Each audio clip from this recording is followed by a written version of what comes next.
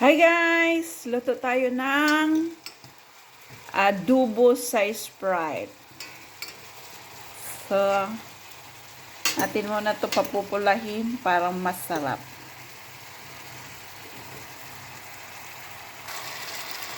Ayan, nabaliktad na natin. Suwit natin, mamula-pula yung kanyang balat at matoast. Magisa siya ng maigi. Ayan, buksan na natin kung okay na siya. Ayan, tostado na siya. Kumbaga, hindi tostado na toast. Kung nagisa na siya, maglagay na tayo ng paminta.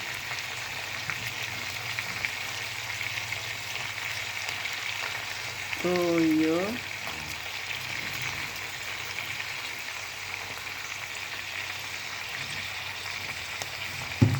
Ayan.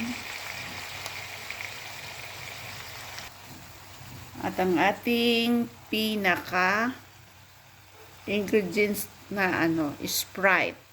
Pinaka-importanting ingredients.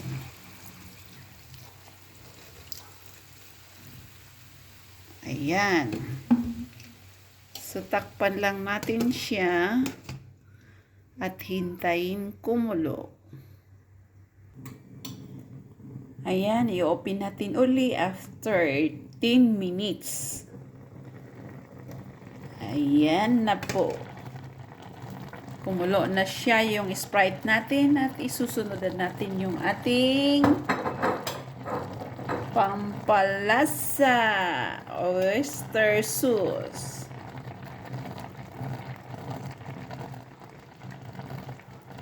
Hindi matatawag na adobo kung walang suka. Ang suka, pampalambot din. At ilagay na rin natin ang ating pamintang dahon. So, ayan. Hintayin nating maluto siya. Ayan. Yan lang kadali ang ating adobong Sprite. Sprite ang natin.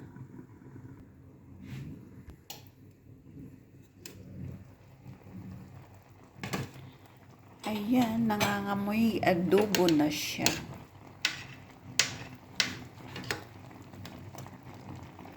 Hintayin natin siya. Maingay yung aso. Hintayin natin siya magiging creamy.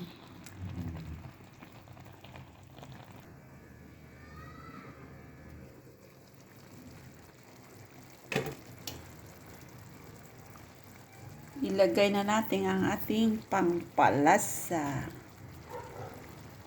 Mahanghang na sili. So, ayan, creamy na siya. Mamaya, okay na yan. Tikman na lang natin. Ilalagay na natin ang ating kalahating sibuyas.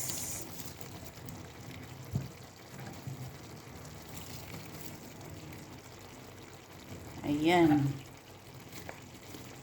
I-ano lang natin to. Tapos, luto na siya.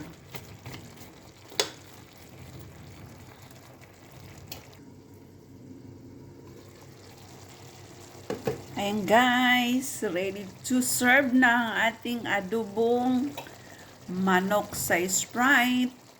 And ready to eat. Kain po tayo. Huwag niyo pong sabawan ng tubig. Sprite lang siyang nakakapagpalambot sa kanya. Okay? Bye!